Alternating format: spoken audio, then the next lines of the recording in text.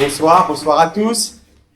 Monsieur le Président, Madame la Première ministre, Mesdames et Messieurs les ministres, merci de ne pas vous être déplacés, ça tombe bien, vous n'étiez pas invités. Parce que nous avions souhaité ce soir une fête conviviale et sans casserole. Voilà, donc ça c'est dit. Non, voilà, nous voulions vous remercier de vous être déplacés aussi nombreux ce soir. Remercier celles sans qui cette soirée n'aurait sans doute pas lieu. Et je voudrais que vous l'applaudissiez, c'est Mlle Karine Petit.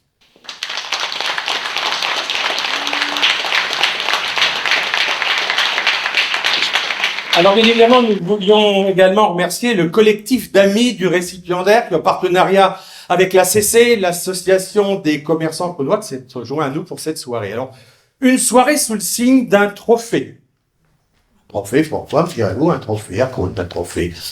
Oui, le Merci d'or, qui a été créé, qui récompense l'action d'un homme toute sa vie au service des autres. Et sans plus attendre, c'est plus une surprise, je voudrais qu'on le salue aussi très fort, c'est monsieur André Robert. Emmanuel.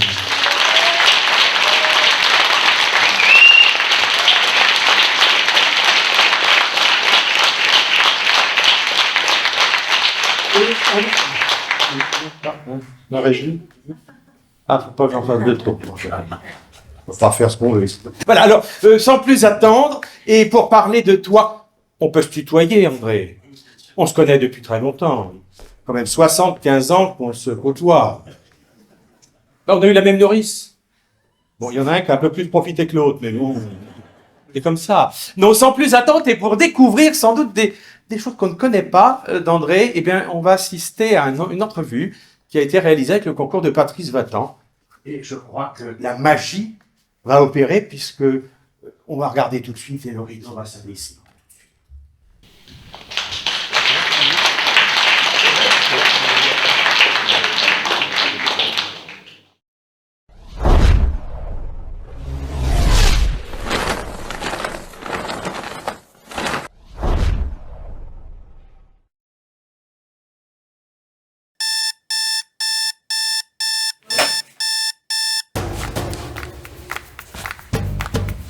Bon, il est temps de prendre la météo, hein.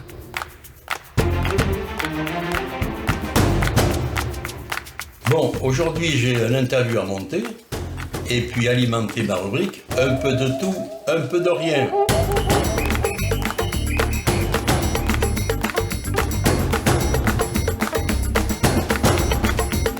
Bon, ben aujourd'hui j'ai une journée bien chargée. J'ai 2 ouvertures de magasins, une à sauce, et en fin de soirée, un interview.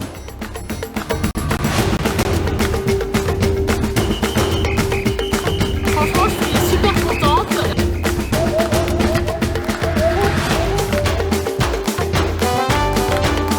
T'es prêt?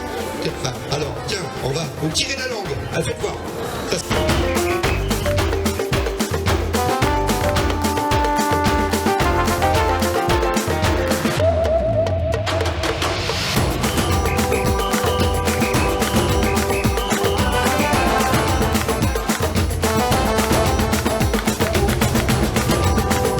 Bonjour Rémi.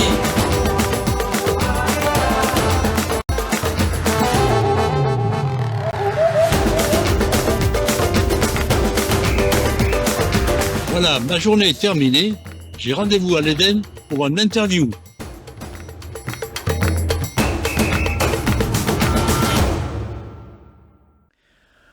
Monsieur Robert, merci. Merci, Monsieur Robert, c'est le nom de l'opération que quelques amis ont lancé en l'honneur de votre anniversaire. Mais, Monsieur Robert, une chose qu'on a oubliée, c'est votre prénom. Ah, mon prénom c'est André. André. Voilà. Et bien souvent on confond le prénom, le nom, parce Voilà. que André, Robert, André, bon. Oui, on vous appelle aussi Robert. Mais genre, Oui. Bon, Ça enfin. me dérange pas. Alors, venons, puisque nous sommes tous les deux et qu'il n'y a pas de témoin, on va commencer par une question indiscrète. D'où venez-vous? Mais je viens d'un petit village dans le Cantal qui s'appelle Le Faux, qui se trouve près de Salers. C'est un petit village qui est actuellement à 31 habitants. Et c'est là où mes parents habitaient et où nous sommes nés. Nous sommes une famille nombreuse, car nous étions 7 enfants. Et vous étiez le Et c'est dernier. moi le plus jeune. Le plus jeune. Voilà.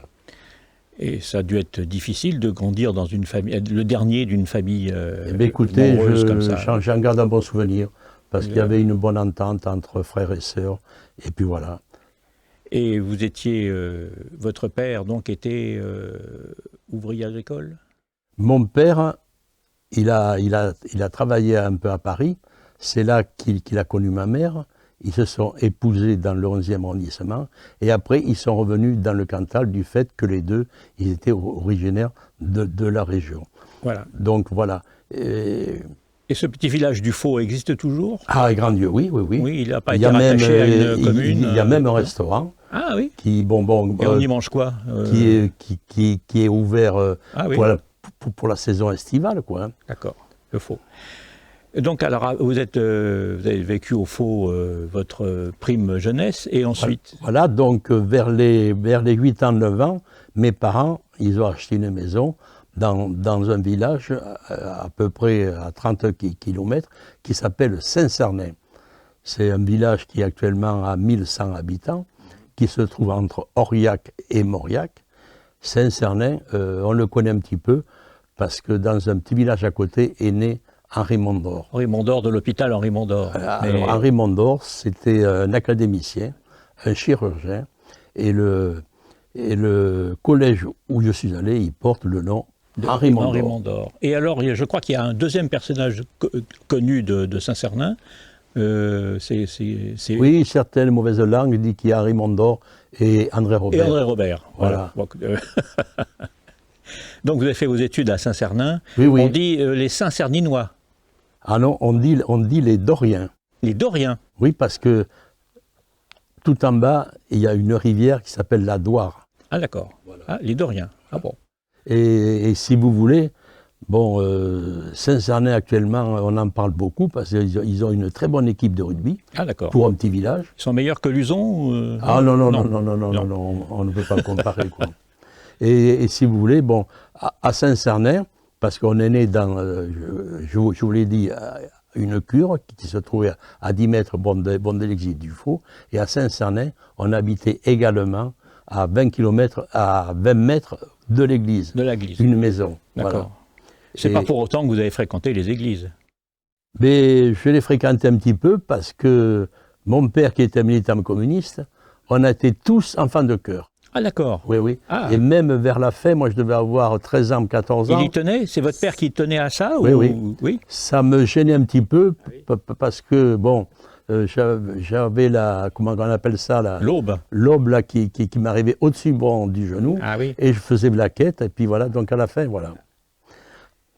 Et donc, alors vous avez lâché un mot important, communiste. Alors votre père était militant communiste, et vous m'aviez dit que les réunions se tenaient à la maison. Ah, exactement, ils se tenaient à la maison. Bon, il y avait l'instituteur, le menuisier, et à mon grand bon désespoir, à chaque fois qu'ils arrivaient, mon père me disait « Tu montes à la mansarde te coucher ». Moi, j'aurais bien aimé écouter, mais bon. Mais il vous en est resté quelque chose, parce que c'est un petit peu ça qui a déterminé par la suite votre engagement oui, un petit peu, oui. social, politique. Donc, si vous voulez, moi j'ai commencé à travailler assez tôt, parce que l'école se finissait le samedi et le dimanche. Lorsque j'avais 14 ans, je travaillais dans une petite ferme à côté, à 5 ou 6 bons kilomètres. Donc, bon, je gardais les vaches et tout ça. Et j'ai appris à lire et écrire à la fille des patrons. Et puis voilà.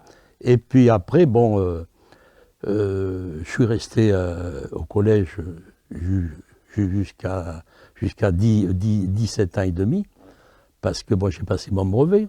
Après, on faisait une école spéciale qu'on appelait pour passer les concours. Donc, bon, j'ai passé les concours, je n'ai pas attendu le résultat. Je suis parti travailler à Paris-Gare Austerlitz, au PTT. Oui, parce que vous avez été recommandé par le maire du village, oui, Monsieur Renac. Oui. À cette époque, ça se faisait. Ça marchait comme ça. Donc, si vous voulez, je peux vous dire. Et donc, c'est la première fois que vous avez pris le train? Ah oui. Lorsque je suis allé à Paris, c'est la première fois que je prenais un train. Alors, j'avais rendez-vous avec le responsable du budget au ministère, et il me fallait prendre l'ascenseur. Mais jamais j'avais pris un ascenseur. Ah bon? Alors j'ai pris l'ascenseur avec ma valise et puis voilà.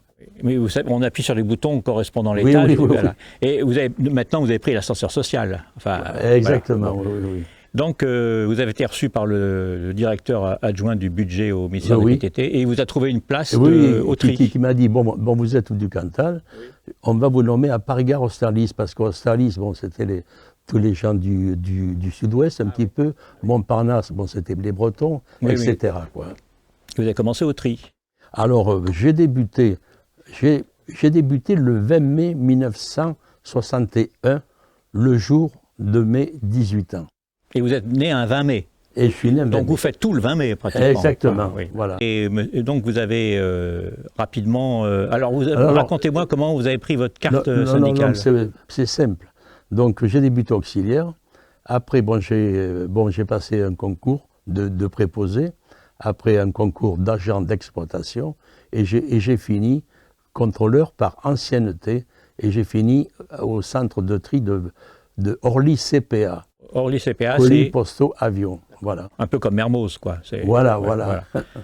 Et vous avez... Ah, oui, racontez-moi le Café des Trois Marches. Le Café des Trois Marches, oui. il se trouvait juste en face le centre de tri.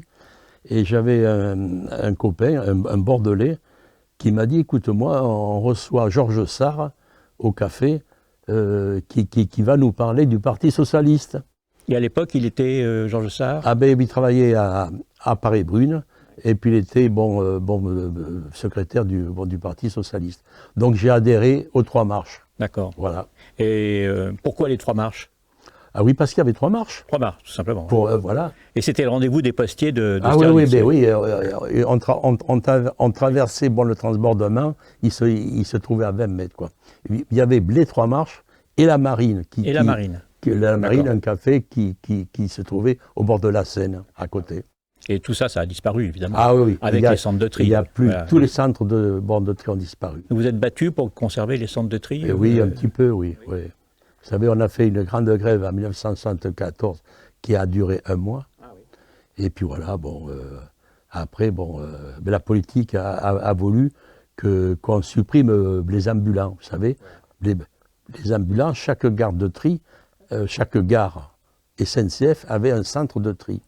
Et ce centre de tri avait, vu qu'ils étaient dans une gare, il y avait les ambulants. C'est-à-dire que le courrier, on le mettait dans les ambulants et les agents y triaient le courrier dans le train de nuit. tout en roulant. Voilà. Tout en roulant. Tout en roulant. C'est pour ça que lorsque vous mettiez à cette époque-là Oui. une lettre à Paris pour Montpellier, le lendemain, elle arrivait. Il n'y avait pas de problème. Voilà. Okay. Monsieur Robert, vous avez parlé d'observateur statisticien qui fut votre métier à la Poste. Pouvez-vous développer? Voilà, mais c'est simple. À Paris, il y avait une équipe on était une quarantaine d'observateurs statisticiens. Donc, on a fait tous les ambulants de France, même les ambulants qui allaient en Suisse, pour évaluer le trafic, pour supprimer les ambulants. Donc, parce que ce trafic-là, il fallait le mettre ailleurs. Et nos études également, elles servaient à déterminer le nombre de colis qu'il y avait ou de lettres par an. On disait, il y a 2 milliards de colis, 3 milliards de lettres et tout ça. Nos études, elles servaient à ça. Et là, j'ai vraiment découvert la France parce qu'on a été dans toute la France. Vous preniez les lignes de chemin de fer et vous évaluez quelles étaient les lignes qui travaillaient plus et celles qui travaillaient le moins pour répartir les postes. Ouais. Et ça vous a permis, je crois notamment, vous connaissez tous les chefs-lieux de département. Ah oui, ça, vous savez, un postier, quand on passe le concours de la Poste, automatiquement, on vous demande préfecture, sous-préfecture. Et les toutes, ah oui. Parce qu'au tri, on passe un examen de tri également, donc on vous donne 500 lettres, 100 départements, on passe les paris également. Les paris, c'est pareil, on vous donne 500 lettres avec une rue et c'est à vous à déterminer dans quel arrondissement il se trouve. Oh là là. Vous avez des rues à Paris qui sont coupées en 3 ou 4 arrondissements. Donc vous connaissez aussi toutes les rues de Paris beaucoup, une bonne partie, oui. Oui. Et là, sans l'aide de Wikipédia, évidemment. Oui. Alors, donc, vous avez été sportif, me dit-on. Oui, j'étais sportif très peu. J'ai joué un petit peu au football à Paris. Mais bon, j'ai surtout, mon club, ils avaient besoin d'un arbitre. Bon, c'est le règlement, il faut des clubs, ils fournissent un arbitre. Donc je me suis présenté comme arbitre de football. Et je peux dire que j'ai arbitré jusqu'à honneur, quoi, quand même. Hein. Et j'ai fini à la touche en CFA. On appelait ça, CFA, maintenant, je ne sais pas trop si ça correspond. Et donc vous avez joué aussi à la SPTT. Oui, oui. Alors, toujours, la Poste est toujours comme un maître veau chez vous. Et vous avez aussi été à l'armée, alors à la Poste aux armées. Ah non, non. À la Poste aux armées. Oui, oui. J'ai fait mes classes à Montlhéry. Oui, oui. Et 4 mois après, j'étais nommé à la Poste aux armées, à Paris. Moi qui voulais aller, je connaissais que le Cantal et Paris. J'aurais bien aimé aller en Allemagne ou ailleurs. Mais non, j'étais là. Et alors pour en finir avec la Poste, vous aviez rencontré une personne charmante aux chèques postaux, je crois, oui. Que vous avez épousé. Michel, on s'est connus en 1966 à la mairie du 15e, à un bal que le club de rugby de Paris-Gare Orternis organisait. Et on s'est connus là. Et vous l'avez emballé. On l'a emballé. Et alors, il y a une chose aussi que vous aimez dire, mais que je voulais laisser dire. En épousant la Caunoise, vous avez épousé...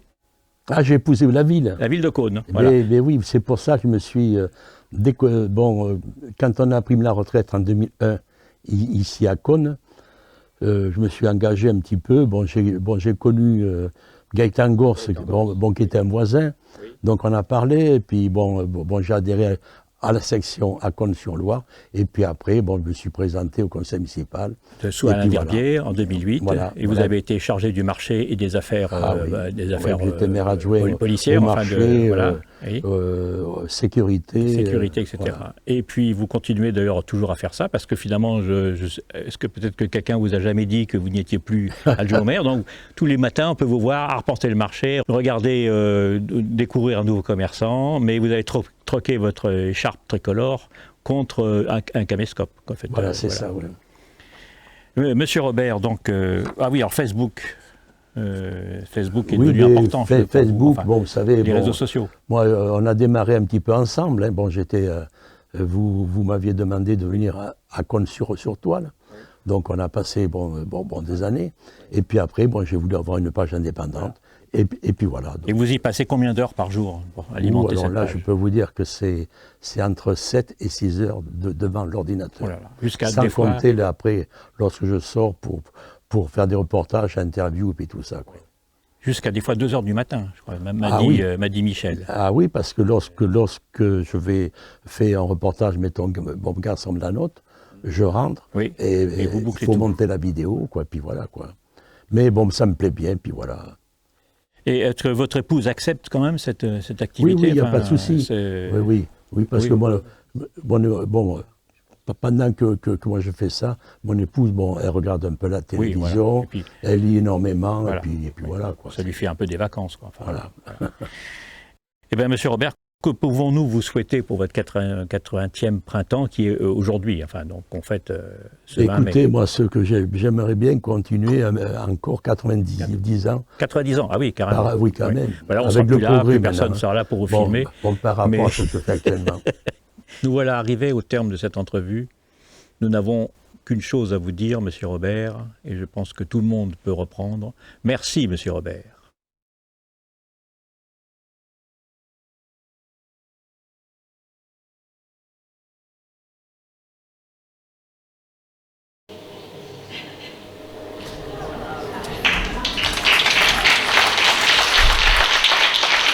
Merci, on ne nous avait pas tout dit, André. On en apprend des choses quand même. Hein. Mais je crois que là, il est venu le moment important déjà d'accueillir Karine.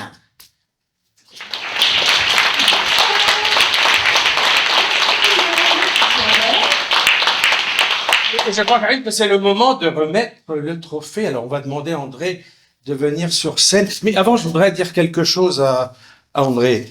Je ne sais pas si tu es déjà monté sur une scène, André, mais tu vas voir l'effet que ça fait. Et quand tu as foulé les planches, tu ne veux qu'y remonter. Alors, quand tu seras à la retraite dans quelques années, si tu as envie de faire partie d'une troupe... Attends, dis quelque chose. Ah, faut pas que je parle de moi. D'accord, bon, ok, bon, désolé. Alors, André, on va lui demander de nous rejoindre et de venir se placer à ma droite. Pardon, à ma gauche.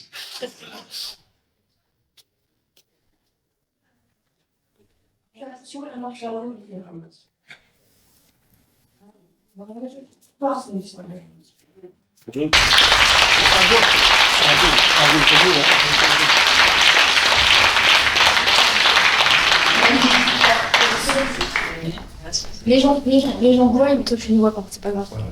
Ouais. Je crois qu'il a quelque chose à dire. Ouais. Je suis pas aussi éloquente que Jean-Michel, mais j'ai écrit un petit truc pour spécialement pour Monsieur Robert. Merci. Un nouveau commerçant dans sa vitrine réfléchissait. Mais comment développer ma boutique? Monsieur Robert, par le scoop à lécher, lui tente à peu près ce langage.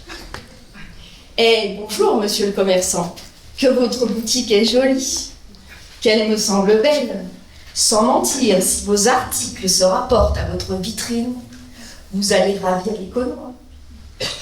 Avec une belle vidéo, vous serez le commerçant le plus suivi de cette ville. À ces mots, il sentit son chiffre d'affaires grimper en flèche. Et pour montrer son enthousiasme, offre un large sourire et accepte avec plaisir. Monsieur Robert se saisit de son caméscope et dit « Bonjour, monsieur le commerçant. Tout d'abord, pouvez-vous vous présenter ?» Cette vidéo supplémentaire vaut bien, monsieur Robert, tous nos remerciements, car vous êtes, sans conteste, le reporter le plus connu des Caunois. Bravo!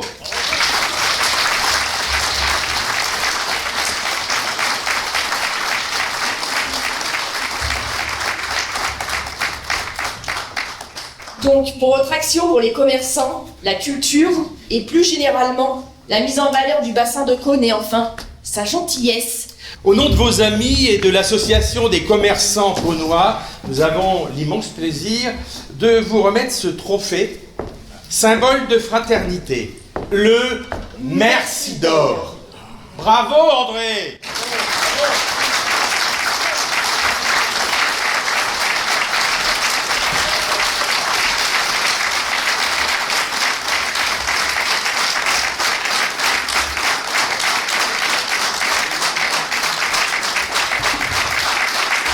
André, pour toute votre vie au service des autres, pour cet engagement social, désintéressé, dénué de dogmatisme et de rigidité, pour votre bon sens de quant à vous, pour la température du matin, pour le sein du jour, pour les victoires quotidiennes, à faire connaître un nouveau pizzaiolo, un Gus qui joue de la flûte sans avoir appris, à confirmer que la Loire coule toujours où elle coulait la veille. Non, nous disons de la même façon que jadis on clamait « Merci Monsieur Ségalo, ça c'est du meuble, ça c'est du reportage !» Merci Monsieur Robert.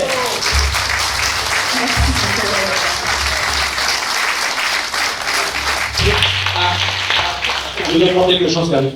On a bien publié. Non, enfin, moi j'ai dit tout ce qu'il y avait sur le papier. Tout ça sur le papier.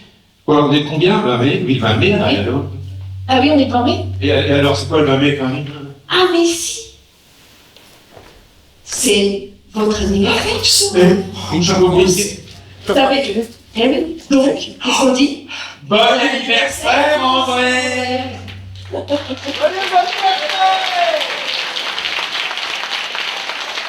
Alors, nous avons pensé un petit rajout pour cet anniversaire, c'est on va vous offrir une paire de micros sans fil. On n'est pas intéressé du tout, hein. Qui vous permettront d'effectuer d'un portage dans les meilleures conditions. Et vous allez en faire très bon usage, nous en sommes sûrs. Voilà, monsieur Robert. Bonne anniversaire. Merci. Ah oui. Avec les gars, je fais mes parents. Je vais tous, c'est merveilleux. Donc, je vais être obligé de continuer. Vous êtes obligé de continuer, et là, vous êtes obligé de prendre un micro et de dire un petit mot, en fait. Entre nous. Madame Robert, c'est la dame qui est en moment. Oui. C'est pas elle qui est à votre bras, c'est Marc-Louis. Ah, si. Oui, donc du coup, là, Je vais te montrer une fois, ça, Oui. c'est bien cette dame-là. C'est madame. Je ne comprends pas. Un petit mot, monsieur Robert. Oui, mais écoutez, bon, je préfère faire une interview que parler. Et la première chose que je voudrais, c'est remercier toutes les personnes qui ont participé à cette soirée et qui vraiment restera gravé dans mon cœur.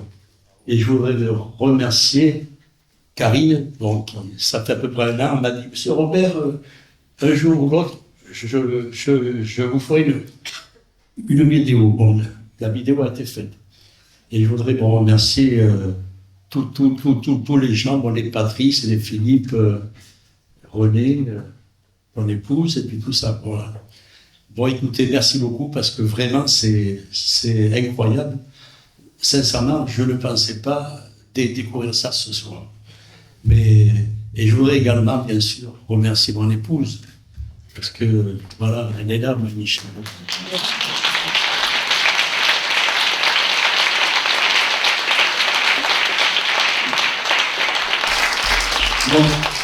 Mon épouse, donc, il est il s'appelle 56 ans, bon, nous sommes mariés. Ouais. Et puis voilà, on est venu à la retraite en 2009 ici. Et puis, parce qu'on hésitait soit aller dans le Cantal ou venir ici dans la mienne, mais pour partir en week-end, c'était plus commode à venir à Lyon. Voilà.